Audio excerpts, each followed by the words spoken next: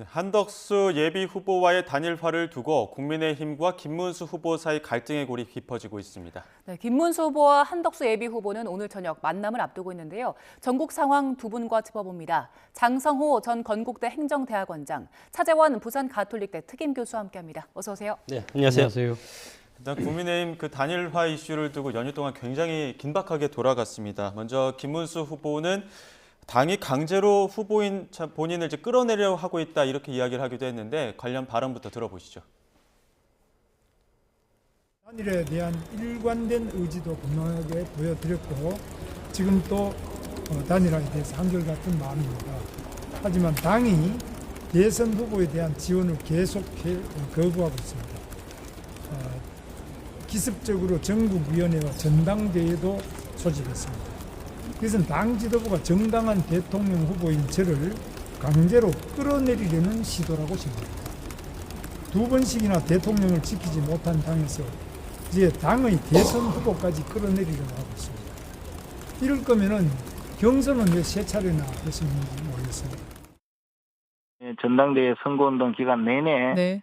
일회용 후보다, 허수아비 후보다, 3일 지나면 한덕수에게 넘겨준다 이런 논란에 쌓여서 굉장히 그 선거에 장애가 많았습니다. 9월 3일 날 그 후보로 선출되고 3시간 만에 와서 3일 내에 후보 단일화를 하라고 하니까 그거는 현실적으로 불가능하다. 김문수 후보에 대한 당무 우선권이라든가 대통령 후보자로서의 법적 지위 또는 당내에서의 당헌 당규상의 지위를 인정하지 않는 것 아닌가라는 강한 의심을 갖고 있는 것입니다.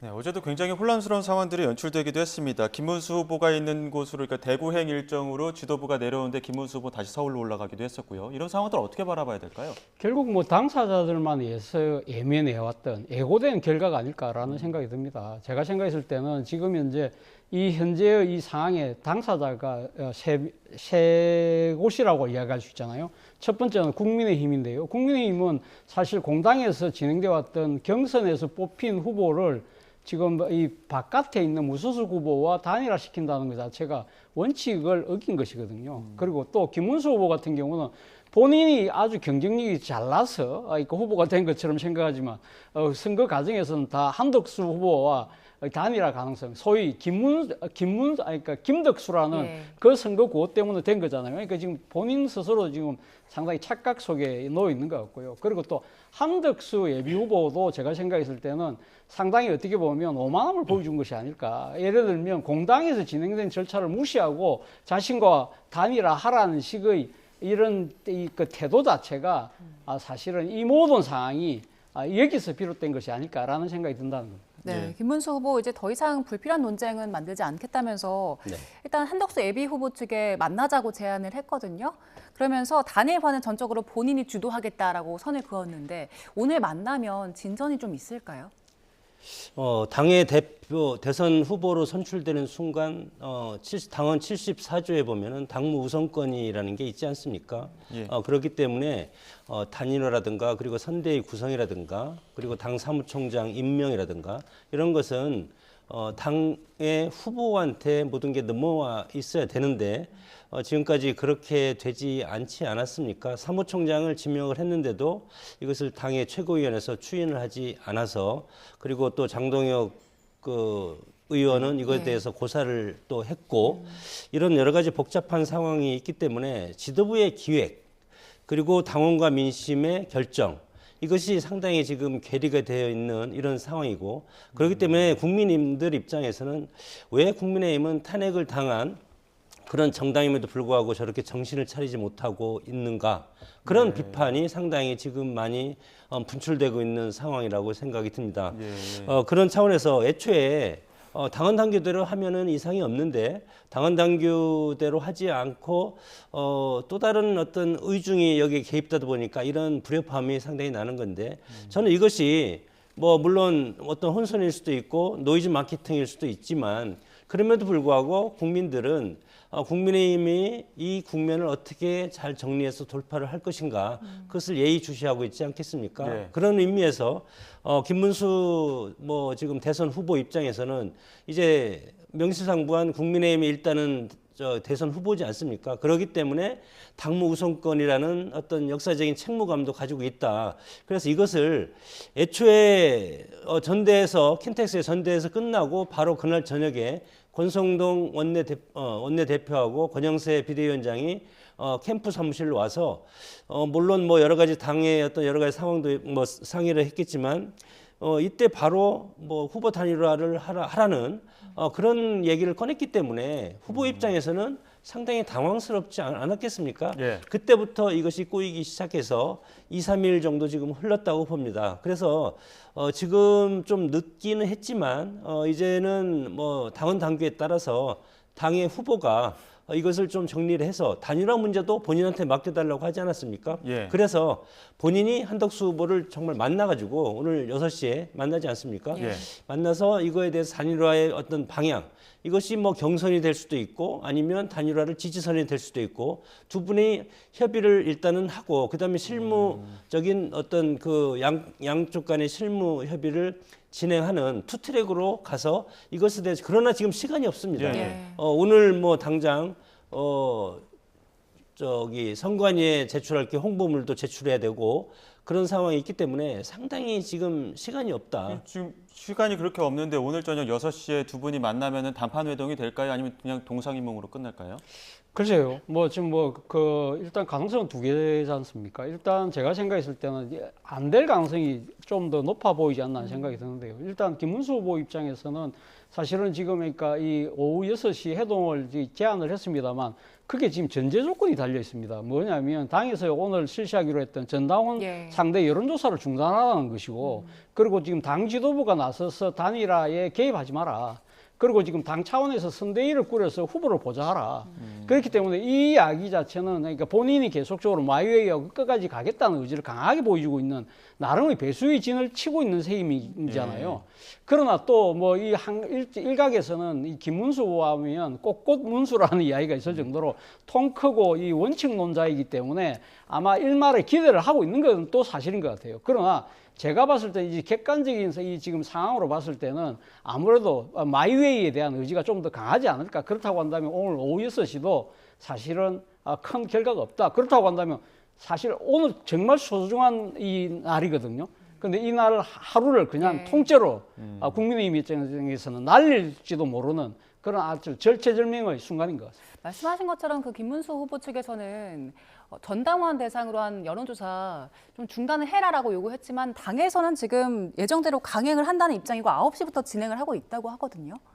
뭐 당에서는 뭐 권성동 원내대표가 이거에 대해서는 이미 당원들한테 공지를 했기 때문에 진행을 할 수밖에 없다. 그렇게 또 언론 브리핑을 통해서 얘기를 했고 이런 것들이 상당히 이제 충돌 지점이 될 가능성이 상당히 큽니다. 당의 어떤 내부적인 권력 투쟁으로 비칠 가능성도 크고 과연 당원 당규를 해석을 어떻게 하냐에 따라서 지금 당원 당규에 있어서 당 무선권을 가진 당 대선 후보가 이거에 대해서 정식으로 중지를 요청했는데 이것을 당 지도부가 이것에 대해서 강행을 했을 때 그런 어떤 법적인 책임 그런 것까지 나중에 또 돌출될 가능성이 상당히 크지 않겠습니까? 그렇게 되면 정말 당이 어느 정도 일대 충돌을 할 가능성이 상당히 크기 때문에 지금 정말 서로 한 발짝씩 양보를 해서 예. 무엇이 우선이고 김문수 후보가 경선 기간에 사실 핵심 전략이 그 말씀하셨던 김덕수 전략이었잖아요. 단일화에 상당히 적극적이었는데 이렇게 단일화에 대한 입장이 달라진 이유는 어디에 있다고 보십니까? 일반적으로 우리가 이런 이야기를 하면 소위 말해 화장실 이론을 많이 이야기를 하잖아요. 그렇기 때문에 아무래도 그러니까 전당대회에 임할 때의 그러니까 자세하고는 본인이 후보가 되고 난 뒤에 입지가 완전히 달라지는 상황이고. 들어갈 때 나올 때 마음이 다르다. 예, 그렇죠. 예, 예. 그런 것이 일반적으로 이제 우리가 봤을 때 그렇게 예. 생각할 수 있는 부분인데, 무엇보다도 앞서도 제가 잠깐 언급했습니다만 본인 스스로가 상당히 경쟁력이 있는 것처럼, 내가 이 단일 후보가 돼서 내가 본선 가더라도 이재명 민주당 후보를 충분히 이길 수 있다는 나름의 자신감의 표현이라고 또 좋게 볼 수도 있는데, 또 한편으로는 김문수 후보 입장에서는 또 적잖은 배신감도 좀 작용하고 있지 않을까라는 생각도 들어요. 앞서 그 녹취록에도 나왔습니다만, 후보가 되고 난 3시간 만에 당 지도부가 와서 3, 4일 안에 단일화 끝내라는 식으로 이야기하니까 이건 뭐지? 이런 생각을 했을 것 같아요. 그러니까 공당에서 정해진 절차에 의해서 자기는 민주적으로 선출된 법적 정당성을 갖고 있는 후보인데, 아직 당에 입당도 안 한 이 지금 바깥에 있는 예비 후보를 상대로 해서 윽박 지르듯이 이렇게 단일화를 몰아붙이는 부분, 이런 부분들은 잘못됐다고 생각하는 것 같고, 가장 궁극적인 이유는요, 본인 생각하는 단일화가 예선 과정에서는 쭉 그런 이야기를 했습니다만, 본인 입장에서는 한덕수 예비 후보도 본선까지 나와서 본선에서 지금 개혁신당의 이준석 후보, 그리고 또 새로운 미래의 이낙연 고문이 나올지 안 나올지 모르겠습니다만, 이런 분들을 다 합쳐갖고 원샷 경선을 하는 것이 진정한 단일화고, 거기서 경쟁력이 나온다고 본인은 생각하고 있는 것 같아요. 예. 이런 문제들 때문에 지금 서로 상당한 인식의 간극이 벌어지고 있는 것이 아닐까라는 생각입니다. 예. 김 후보 측이 여론조사 통해서 후보 단일화 고려하지 않고 있다고 했는데, 그럼 말씀하시는 것처럼 김 후보 측은 원샷 단일화를 원하는 걸까요? 애초에 뭐 출마를 할 때 자신 없으면 출마를 하지 않았겠죠. 대선 후보로 나올 정도면 그동안의 인생 역정이라든가 스토리텔링이라든가 모든 것이 지금 뭐 준비가 됐다고 해서 대선으로 나올 수밖에 없지 않습니까? 나오지 않습니까? 그렇기 때문에 지금 상대는 이미 정해져 있습니다. 민주당의 이재명 후보로 정해져 있기 때문에 과연 누가 이재명 후보의 와 상대해서 이길 수 있는가, 그것이 저는 가장 핵심적인 어떤 키라고 생각이 들고, 그런 차원에서 보면은 뭐 단일화는 여러 가지가 있습니다. 단일화는 경선도 있고 그리고 연대도 있고 지지선언도 있고 여러 가지가 있기 때문에 그것을 당무 우선권을 쥔 당 대선 후보가 하겠다는 건데, 이것을 애초부터 전당대회 끝나는 직후부터 권성동, 권영세 비대위원장하고 원내대표가 이것을 주도를 하니까 그때부터 여러 가지 불협화음이 있어서 지금 한 4, 5일 지금 지나지 않습니까? 예. 이런 상황에서 과연 어떻게 할 것인가? 그것은 저는 반명 빅텐트, 그것은 분명하게 쳐야만이 이재명 후보한테 압도적으로 이길 수 있다고 저는 생각이 듭니다.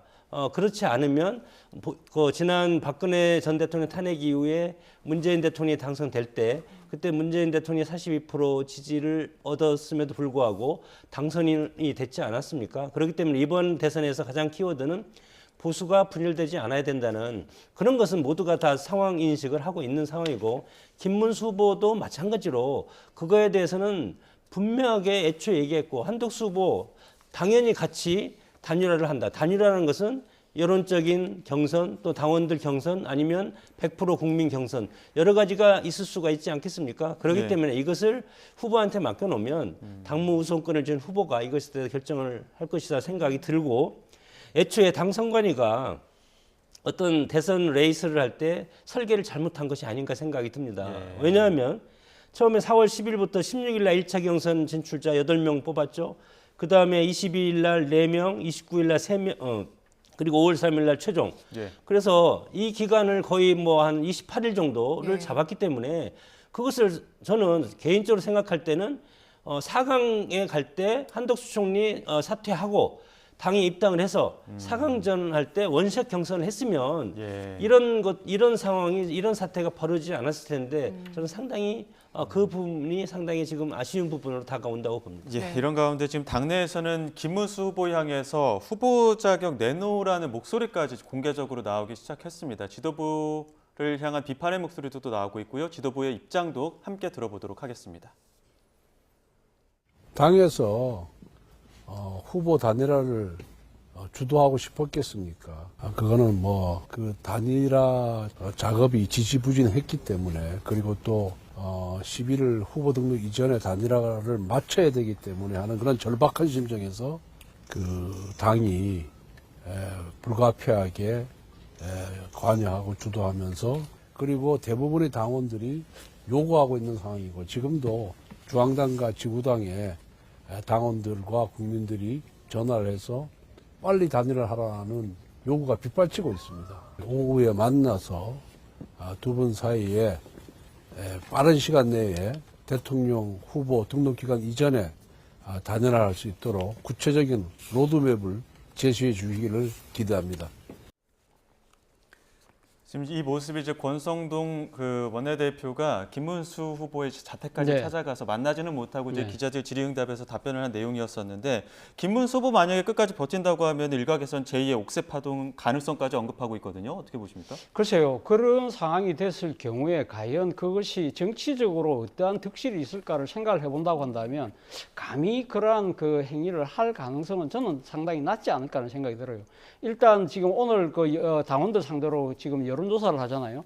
여론조사를 하면 아마 거의 뭐 압도적으로 단일화 해야 된다는 이야기가 나올 것이고, 그리고 아마 오늘 아마 이것이 마지노선으로 아마 당 지도부는 잡고 있을 거예요. 그래서 오늘 지나가면 내일 그러면 일방적으로 그러면 이 그 뭐 전국 대회나 이런 걸 열어가지고 당 후보를 교체하는 가능성이 있다는 식의 이야기들이 나오고 있습니다만 과연 그것이 법적으로 문제가 없느냐 이 부분을 따져볼 필요가 있다는 것이죠. 만약에 그런 것을 행했을 때 그럼 김문수 후보 쪽에서는 나는 민주적 절차에 의해서 선출된 법적 정당성을 갖고 있는 대선 후보인데 당 지도부가 무슨 권한으로 나를 교체할 수 있느냐는 식으로 해서 법원의 가처분 같은 걸 인용을 신청하게 해서 그것이 인용될 경우에는 정말 난감해지는 그런 상황이 될 수 있기 때문에 제가 생각했을 때는 뭐 일각에서는 뭐 제2의 옥새 파동 이야기가 나옵니다만 아마 당 지도부는 어떤 식으로든 김문수 후보를 설득해서 아마 11월 이전에 단일화 쪽으로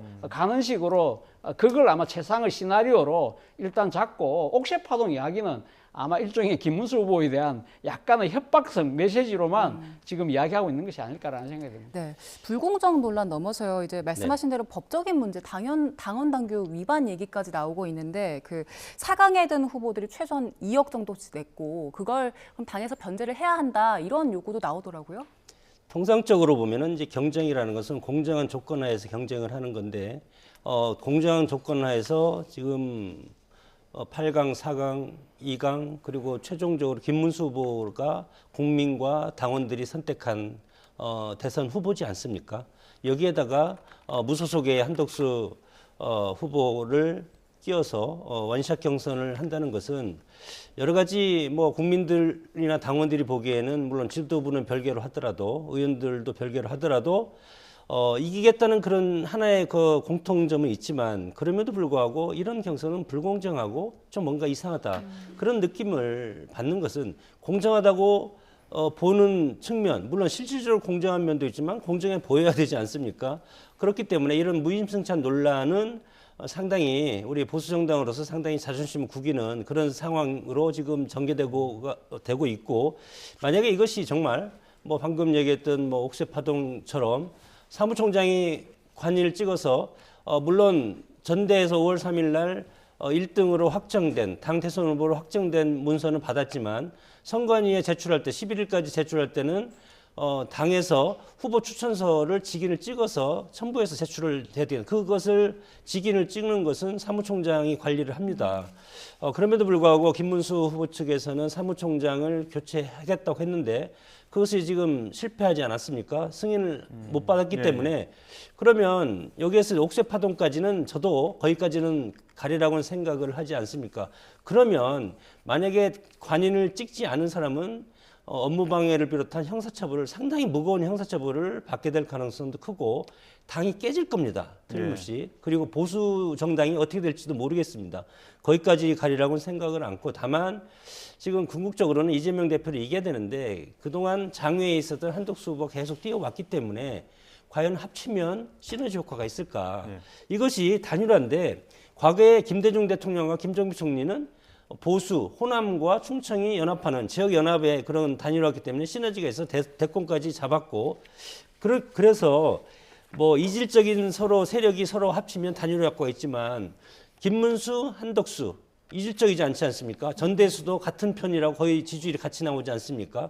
그렇기 때문에 단일화 효과가 저는 얼마나 있을까 그런 것이 하나가 들고 두 번째는 만약에 단일화가 했을 때 70% 이상 가야 되는데 만약에 이것이 아니면 그런 효과도 없지 않습니까? 예.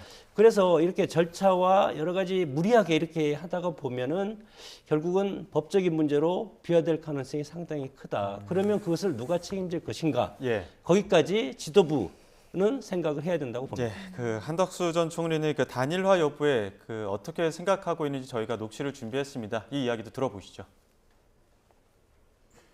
단일화 저는 걱정하지 않습니다. 김문수 후보도 훌륭하신 분이고 청렴하시고 그리고 굉장히 합리적인 분입니다. 저는 무엇이 우리 국가와 국민을 위하는 길인가를 위해서 잘 해주실 거라고 믿고요. 저는 모든 문을 열었습니다. 저는 어떤 방식의 단일화에도 다 찬성입니다. 다만 국가와 국민을 위해서 우리가 다 함께 가야 되겠다. 그러면 지지 세력이 다르냐? 저는 지지 세력은 많이 다르다고 생각합니다. 제가 보니까 저를 지지하는 분들이 훨씬 많더라고요. 그러니까 그거는 저희가 그 지지 세력이 반드시 같지는 않을 것이다. 그렇게 생각하고요. 11일까지 단일화가 되지 않을 경우에는 사퇴할 거냐는 질문을 했었는데 한덕수 전 총리는 즉답은 피했거든요. 예. 만약에 김문수 후보가 계속 버티게 된다면 어떻게 되는 겁니까? 일단 뭐 버티게 된다고 한다면 뭐 그러니까 후보 등록 전까지는 단일화가 안 되는 거잖아요. 그렇다고 한다면 본인이 앉아 일단 그러니까 중대한 결심을 해야 되는 거죠. 무소속으로 계속 갈 것이냐 말 것이냐 부분인데 일단 어제 뭐 즉답을 피한 이유는 그만큼 11일 이전에 그러니까 등록을 하겠다, 단일화를 마무리 짓겠다는 의지를 뭐 좀 내비친 거라고 봅니다만 현실적으로 그것이 안 될 가능성도 조심스럽게 지금 제기될 수 있는 상황이잖아요. 그렇다고 한다면 아마도 제 생각에는 무소속까지 강행하기는 쉽지 않을 거라는 생각이 들어요. 가장 큰 문제가 일단은 돈입니다. 예. 대통령 선거는 돈이 어마어마하게 들어가잖아요. 그렇기 때문에 본인의 후원금 정도만 가지고 대선을 치르기는 쉽지 않다.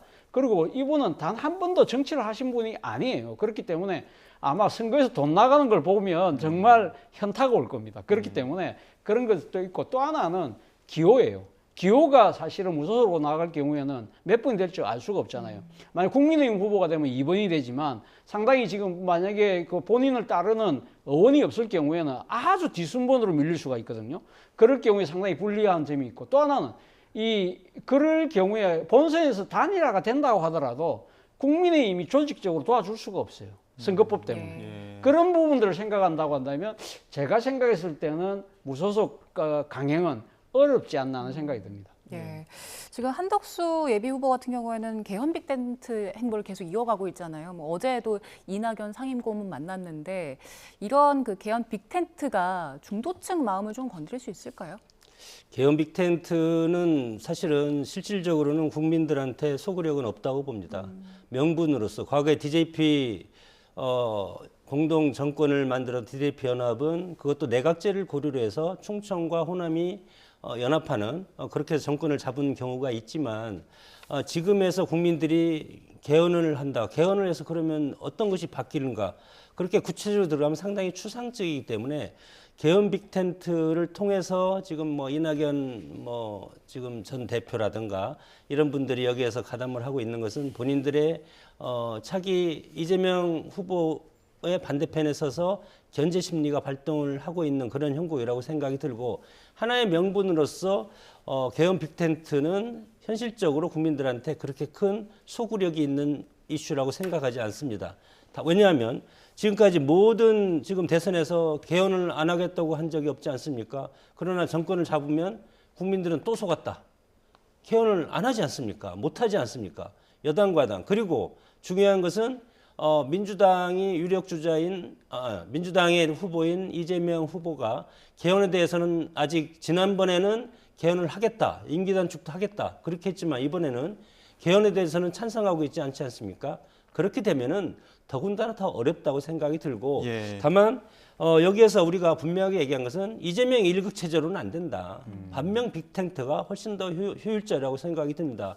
이재명의 민주당이 원내 제1당이고 모든 것을 다 장악할 수 있고 모든 법을 만들 수 있는데 그것을 대통령이라는 행정부가 거부권을 행사하지 못한다면 그러면 이 나라가 모두가 다 이재명 1국 체제에서 나오는 법과 통치를 받아야 되지 않습니까? 그렇기 때문에 국민들이 원하는 것은 자유와 평등 가치가 꾸준히 향유할 수 있는, 그러니까 보수와 진보가 같이 갈 수 있는 그런 나라가 국민들이 편한 나라입니다. 그렇기 때문에 이런 반명 빅텐트가 훨씬 더 저는 소구력이 있고 효율적인 그런 아젠다라고 생각이 듭니다. 네, 한덕수 예비후보 본격 대선 행보 나서자마자 각종 구설이 또 등장했습니다. 특히나 민주당 박지원 의원이 제기한 그 한덕수 후보 배우자의 무속 이야기, 그 무속 전문가 공세를 펼치고 있는데 이거는 몇 번 나왔던 얘기인데 이번에 왜 꺼내 들었을까요?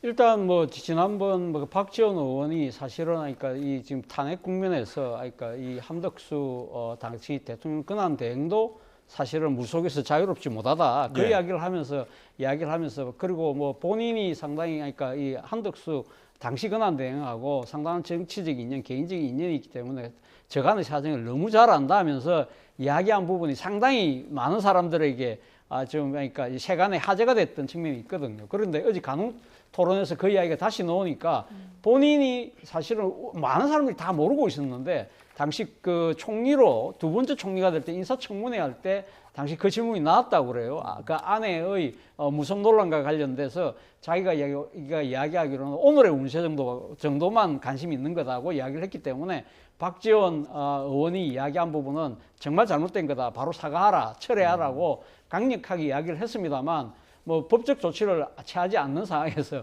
박지원 의원이 뭔가 정치적 액션을 할 가능성은 저는 없다고 보고 오히려 긁어부스럼을 만든 것이 아닐까라는 생각도 들었습니다. 네, 그리고 말실수도 있었는데요. 그 한덕수 예비 후보 5.18 민주묘지 3일에 참배하러 갔었는데 그때 저도 호남 사람입니다 이렇게 외치기도 했었잖아요. 그런데 그 5.18 민주화 운동을 광주 사태로 표현해서 이게 말실수가 아니라 역사인식에 문제가 있는 게 아니냐 이런 비판도 있더라고요. 예, 뭐 광주 사태라는 것은 전두환 5.17 전국 비상계엄 확대하면서 5.18이라는 광주 민주화 운동이 일어나지 않았습니까? 그때 당시에 전두환 신군부가 붙인 광주 사태입니다. 광주 사태 그때 당시에 이제 뭐 공직에 있었기 때문에 그것이 지금 뇌리 속에 있어서 지금 정치를 처음 시작하지 않습니까? 관료는 30년 하든 50년 하든 100년 하든 공무원은 늘 공입니다. 늘 공. 그런데 어공이라는 것은 정치를 하다가 공무원을 하고 오면 정치라는 것은 말 한마디 실수하면 바로 상대방이라든가 언론이라든가 해서 상당히 집중적인 포화를 받고 그렇기 때문에 정치라는 것이 상당히 어렵고 그리고 나는 호남 사람입니다. 마찬가지입니다. 그것은 무슨 뜻인지는 알겠습니다. 내가 호남 사람이기 때문에 내가 와서 정말 여기에 따뜻하게 보듬어주고 싶고 국민 통합을 위해서 하고 싶다고 하지만 그럼에도 불구하고 나는 호남 사람이라고 하는 것은 역으로 생각하면 지역주의, 배타적인 지역주의를 건넨 것 아니겠습니까? 그렇기 때문에 5.18 관련된 그런 단체에서 그리고 상당히 비판을 하고 대통령이라든가 지도자라는 자리는 국민 통합과 미래 비전을 상당히 강조를 하고 그것을 기치로 해서 국민을 끌고 가는 그런 아주 중차대한 자리인데 거기에서 역사인식 이 광주 사태라는 그런 걸 하나를 통해서 우리는 이것을 해석을 할 수밖에 없습니다. 왜냐하면 그리고 한덕수 지금 후보가 정치를 해본 적이 없기 때문에 공무원이라는 것은 판에 짜린 어떤 글과 페이퍼로서 하는 것 아니겠습니까? 그러나 정치는 그것이 아닙니다. 광장에서 시민들과 말로써 하는 것이 정치이기 때문에 말 한마디 그리고 검증할 수 있는 시간이 없었기 때문에 지금 후보에서 얘기하는 말 한마디가 후보의 어떤 사상과 철학과 비전, 아젠다 이런 것들을 우리가 해석할 수밖에 없는 거기 때문에 상당히 중요하고 저는 개인적으로 정말 이것이 이제 좀 며칠씩 지나가면 이런 실수가 결정적인 실수가 나오게 되면은 정말 감당할 수 없는 그런 부분이 있기 때문에 저는 개인적으로도 상당히 불안한 느낌을 갖고 있습니다. 네, 민주당 이야기도 해보겠습니다. 이재명 후보 그 사법 리스크와 관련해서 조봉암 선생 그리고 김대중 전 대통령을 소환하면서 사법부를 겨냥한 작심 발언을 하기도 했는데요. 관련 이야기 들어보시죠. 가끔씩은 불의한 세력의 불의한 기도가 성공하기도 합니다. 조봉암 사법살인 됐지요. 네. 농지개혁으로 대한민국의 새로운 경제체제를 만들었습니다. 조선을 뛰어넘어 새로운 대한민국이 실질적으로 자리 잡게 된 가장 큰 공적은 바로 농지개혁에 있습니다. 그 훌륭한 정치인이 사법살인됐습니다. 김대중은 왜 아무한 일도 없이 내란 음모죄로 사형을 받습니까? 죽은 사람도 있고 산 사람도 있습니다. 그러나 우리는 이번에는 반드시 살아서 반드시 새로운 나라를 만들어 갑시다, 여러분. 이재명 후보 지난주, 지지난주까지만 해도 법대로 할 것이다, 당이 알아서 할 것이다 이렇게였었는데 연휴 지나고 나서 사법살인이라는 말까지 꺼내들었거든요. 아무래도 이번 대법원의 그 파기환송을 둘러싼 논란이 점점 커지고 있잖아요. 사실 그 대법관들이 제대로 그러니까 자료를 보지도 않고 했다. 그리고 좀 논리 자체도 상당히 문제가 있다는 지적들이 끊이지 않고 있거든요. 그렇기 때문에 아마 이재명 그 후보 입장에서는 그동안 그러니까 대법원이라고 하는 대한민국 최고의 법원으로서의 일종의 승력처럼 존재해왔지만 이번에 보니까 실질적으로 그렇지 않다. 본인이 이야기한 대로 불이한 의도를 갖고 그러니까 특정 후보에 대한 정치적 생명을 끊을 수도 있는 그러한 상당한 위기를 나름대로 지금 인식한 것이 아닐까 하는 생각이 들고요. 그렇기 때문에 그 대법원의 흑역사라고 할 수 있죠. 그러니까 조봉암 선생에 대한 그러니까 사형 선고라든지 그리고 김대중 전 대통령에 대한 사형 선고 이런 부분들을 그러니까 이 국민들에게 각인시켜 줌으로써 대법원도 오류를 범할 수 있다. 이런 부분들에 대해서 유권자들이 경각심을 가져달라. 그런 부분들을 강조한 것 같습니다. 참 논리의 비약이라고 생각이 들고 어떤 그 역사 인식에 문제가 있다. 저는 그렇게 판단을 합니다. 조봉암 사법살인은 애초에 조봉암 씨가 이승만 그때 대통령이 정계를 입문하라고 권유한 사람인데 나중에 이승만 대통령과 갈등을 하다가 공산주의자나 어떤 사상적인 면으로 해서 뭐 이렇게 사형당한 그런 부분이고 물론 그때 이승만 독재라고 하지 않습니까? 그때 당시에 그리고 김대중 대통령도 마찬가지로 신군부의 어떤 그런 권위주의 체제 하에서 사법부가 제대로 역할을 하지 못한 소위 말해서 민주 대 반민주 시대에 희생당한 분들이기 때문에 그럼 요거와 똑같은 반열에서 지금 이재명 후보 5개 재판을 받고 있는 12개의 혐의 이재명 후보를 여기에다가 본인이 스스로 비유한다는 것은 다른 사람이 이거에 대해서 해석을 한다면 그건 모르겠는데 그래도 문제가 된다고 보는데 본인이 이거에 대해서 역사 해석을 하고 사법적인 해석을 하고 그러면 87년 민주화가 이루어진 다음에 지금이 독재 체제입니까? 그럼 독재 체제면 윤석열 대통령을 헌재에서 파면을 할 수가 있습니까? 박근혜 대통령을 파면할 수가 있습니까? 그렇기 때문에 그리고 1심에서 징역 1년과 집행유예 2년을 선고받았고 2심에서 물론 무죄를 받았지만 대법원에서 정당한 절차를 거쳐서 유죄 취지로 파기환송했다는 것은 죄가 있다는 것 아니겠습니까? 그런데 이것이 과거의 어떤 독재 시대에 조봉암 씨와 비교한다는 것은 상당히 논리적인 비하이고 역사를 해석한 오류라고 생각이 듭니다. 네, 알겠습니다. 여기까지 듣겠습니다. 지금까지 장성호 전 건국대 행정대학원장, 차재원 부산가톨릭대 특임교수 두 분과 함께했습니다. 고맙습니다. 고맙습니다.